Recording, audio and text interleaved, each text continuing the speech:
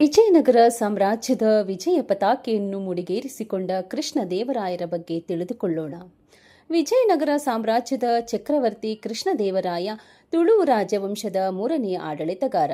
ಭಾರತೀಯ ಇತಿಹಾಸದಲ್ಲಿ ಶ್ರೇಷ್ಠ ಆಡಳಿತಗಾರರಾಗಿ ಅವರ ರಾಜಕೀಯ ಮತ್ತು ಸಾಂಸ್ಕೃತಿಕ ಉತ್ತುಂಗದಲ್ಲಿ ಸಾಮ್ರಾಜ್ಯವನ್ನು ಮುನ್ನಡೆಸಿದರು. ಹಂಪಿಯು ಈ ಸಾಮ್ರಾಜ್ಯದ ರಾಜಧಾನಿಯಾಗಿತ್ತು.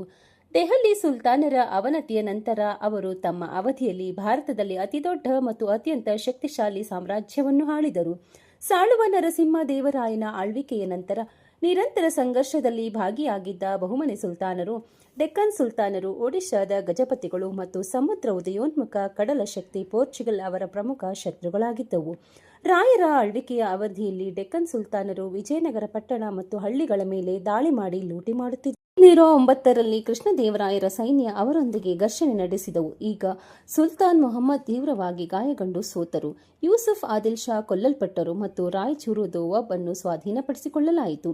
ವಿಜಯದ ಲಾಭವಾಗಿ ಬೀದರ್, ಗುಲ್ಬರ್ಗಾ ಮತ್ತು ಬಿಜಾಪುರವನ್ನು ವಿಜಯನಗರಕ್ಕೆ ಮತ್ತೆ ಸೇರಿಸಿದರು.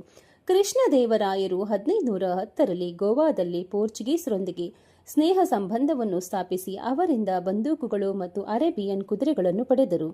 ಬಿಜಾಪುರ, ಗೋಲ್ಕೊಂಡ ಬಹುಮನಿ ಸುಲ್ತಾನರು ಮತ್ತು ಒಡಿಶಾದ ಗಜಪತಿಗಳ ಸುಲ್ತಾನರನ್ನು ಸೋಲಿಸುವ ಮೂಲಕ ಅವರು ಭಾರತೀಯ ಪರ್ಯಾಯ ದ್ವೀಪದ ಪ್ರಬಲ ಆಡಳಿತರಾದರು.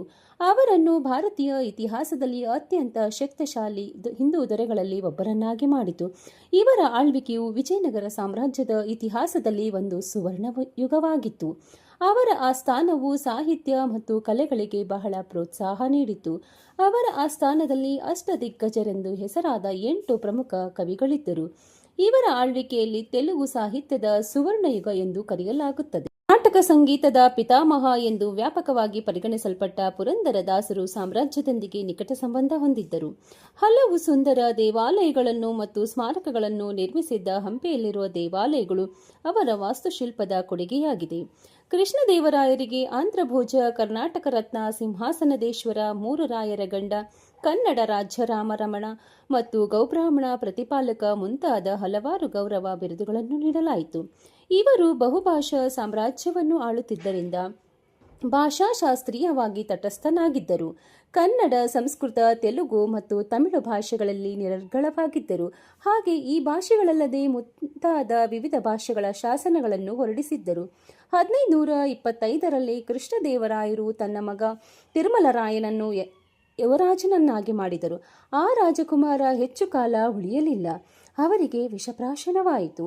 ತಿಮ್ಮರಸುವಿನ ಮೇಲೆ ಅನುಮಾನಿಸಿ ಕೃಷ್ಣದೇವರಾಯ ಅವರನ್ನು ಕುರುಡನನ್ನಾಗಿ ಮಾಡಿದರು. ಅದೇ ಸಮಯದಲ್ಲಿ ಆದಿಲ್ ಶಾ ವಶದಲ್ಲಿದ್ದ ಬೆಳಗಾವಿಯ ಮೇಲೆ ದಾಳಿಗೆ ಸಿದ್ಧತೆ ನಡೆಸುತ್ತಿದ್ದರು. ಆ ಸಮಯದಲ್ಲಿ ರಾಯರು ಅನಾರೋಗ್ಯಕ್ಕೆ ಒಳಗಾದರು ಮತ್ತು ಅಂತಿಮವಾಗಿ 1529ರಲ್ಲಿ ಮರಣ ಹೊಂದಿದರು. ನಂತರ ಅವರ ಸಹೋದರ ಅಚ್ಯುತ ದೇವರಾಯ ಉತ್ತರಾಧಿಕಾರಿಯಾದರು. ಮುಂದೆ ಆಸಕ್ತಿಕರ ವಿಷಯಗಳನ್ನು ತಿಳಿಯಲು ಲೈಕ್ ಅಂಡ್ ಸಬ್ಸ್ಕ್ರೈಬ್